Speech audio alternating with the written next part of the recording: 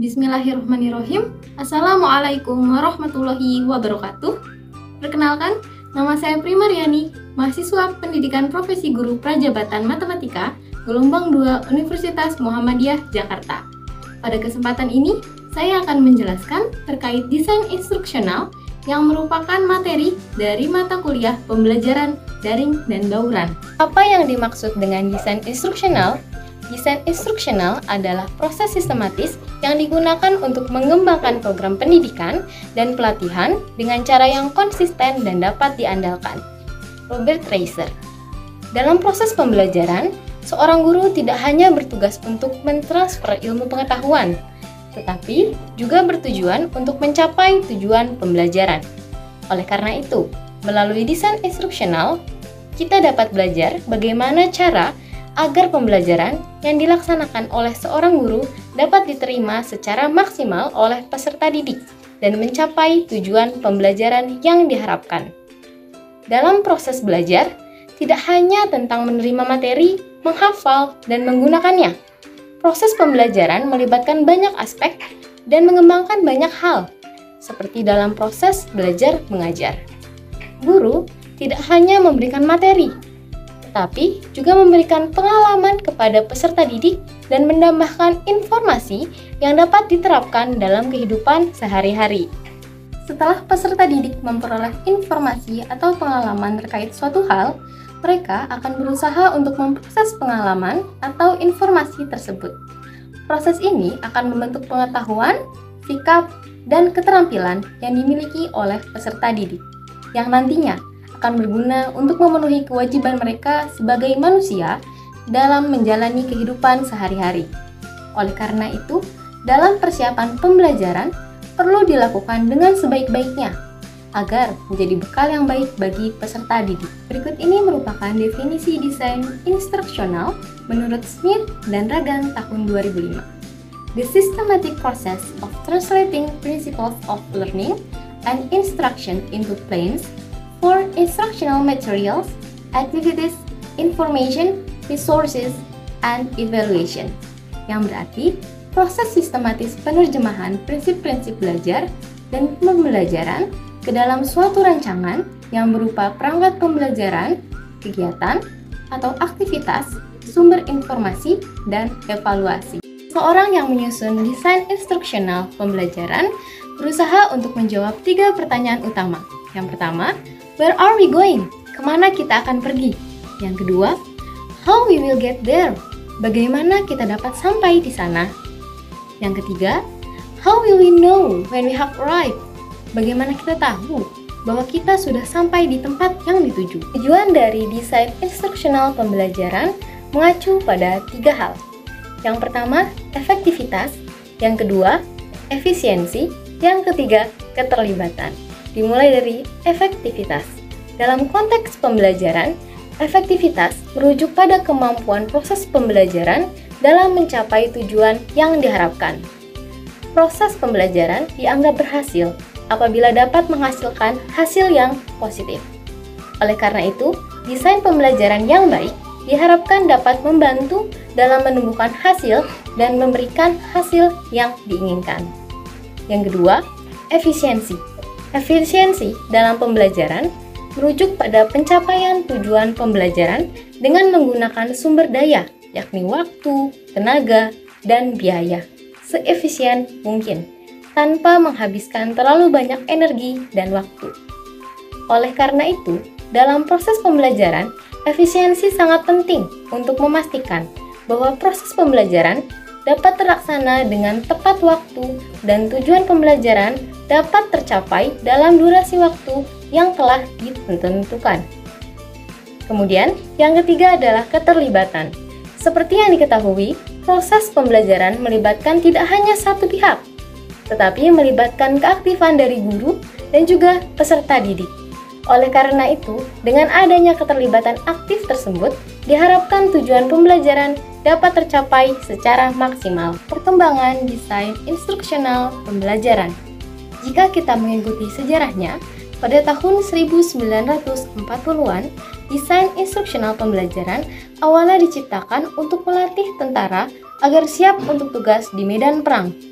pelatihan untuk tentara membutuhkan waktu yang cukup lama. Namun disadari bahwa waktu yang singkat harus digunakan untuk menguasai keterampilan yang diperlukan. Oleh karena itu, sebuah pelatihan dirancang untuk menggunakan desain instruksional pembelajaran. Pelatihan tersebut diikuti oleh para tentara, sehingga mereka dapat menguasai tujuan pembelajaran. Pelaksanaan pelatihan dengan menggunakan desain instruksional pembelajaran ini sukses dilakukan. Setelah itu, perancangan desain instruksional pengajaran ini mulai diterapkan dalam dunia pendidikan.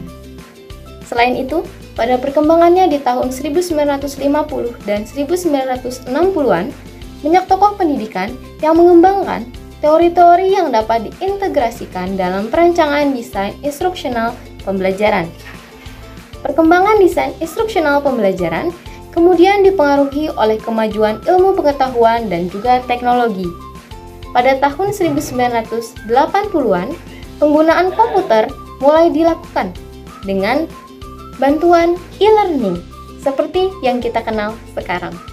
Kemudian, perkembangan teknologi terus berlanjut dan mempengaruhi perkembangan desain instruksional hingga saat ini, terutama dengan adanya internet dan kemajuan teknologi komputer. Oleh karena itu, dalam pengembangan desain instruksional pembelajaran, aspek-aspek tersebut harus dipertimbangkan. Pada tahun 2010-an, pembelajaran online mulai berkembang. Meskipun perkembangan ini tidak hanya terjadi dalam 2 tahun terakhir, namun pembelajaran online telah berlangsung selama lebih dari 10 tahun. Sejak pandemi terjadi 2 tahun terakhir, perkembangan pembelajaran online menjadi sangat pesat. Pertumbuhan yang pesat dalam pembelajaran online juga berdampak pada pengembangan desain instruksional pembelajaran. Pengembangan desain pembelajaran harus mempertimbangkan baik pembelajaran tatap muka maupun pembelajaran daring agar tujuan pembelajaran dapat tercapai. Sifat-sifat desain instruksional pembelajaran. Desain instruksional pembelajaran memiliki 3 sifat.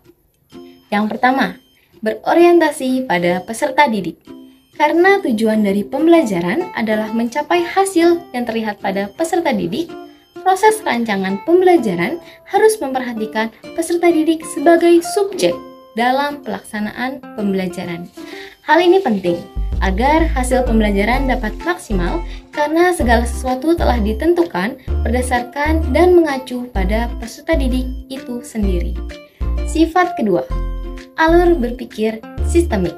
Dalam proses perencanaan desain instruksional pembelajaran, terdapat tahapan-tahapan tertentu yang disusun secara runtut untuk membantu mencapai tujuan pembelajaran dan hasil yang lebih maksimal. Sifat ketiga, empiris dan berulang. Desain instruksional pembelajaran harus didasarkan pada proses yang telah terbukti secara empiris melalui percobaan yang telah dilakukan berulang-ulang sebelumnya. Dengan demikian, desain pembelajaran tersebut dapat diterapkan dalam berbagai proses pembelajaran dan juga mata pelajaran. Terdapat beberapa model pengembangan desain instruksional. Kita akan membahas pada model Dick and Carey. Karena selain banyak negara yang mengadopsi sistem ini, Indonesia juga telah mengadopsi oleh Kemenaker melalui SK-KNI 333 tahun 2020 dan juga diadaptasi Kemendikbud dalam Panduan Pengembangan Kurikulum Kampus Merdeka tahun 2020. Terdapat 10 langkah untuk mengembangkan desain instruksional. Langkah tersebut yang pertama ialah Identify Instructional Goals. Hal ini berarti identifikasi tujuan instruksional. Tujuan instruksional adalah jantung dari instruksional pembelajaran, karena tujuan dan sasaran akan membantu mengidentifikasi isi pembelajaran. Dengan menerapkan tujuan pembelajaran, akan membuat arah pembelajaran menjadi jelas bagi peserta didik. Yang kedua, Conduct Instructional Analysis. Analisis instruksional. Yang ketiga, Analyze Learners and Context, yang berarti analisa pembelajar dan konteks. Kemudian, yang keempat, Write Performance Objectives, menulis tujuan kinerja. Yang kelima, Develop Assessment Instrument, mengembangkan instrumen assessment. Instrumen assessment ini sangatlah penting untuk mengukur efektivitas pembelajaran dengan menghubungkan kinerja peserta didik dengan tujuan instruksional atau pembelajaran tertentu. Yang keenam, develop instructional strategy, mengembangkan strategi instruksional. Yang ketujuh, develop and select instructional materials, mengembangkan dan memilih materi instruksional. Kemudian, yang kedelapan, design and conduct formative evaluation and instruction, mendesain dan evaluasi formatif instruksional. Yang kesembilan, revise instruction, revisi instruksional. Dan yang ke-10, design and conduct summative evaluation, mendesain dan evaluasi summatif instruksional. Sekian penjelasan dari saya terkait desain instruksional. Terima kasih. Wassalamualaikum warahmatullahi wabarakatuh.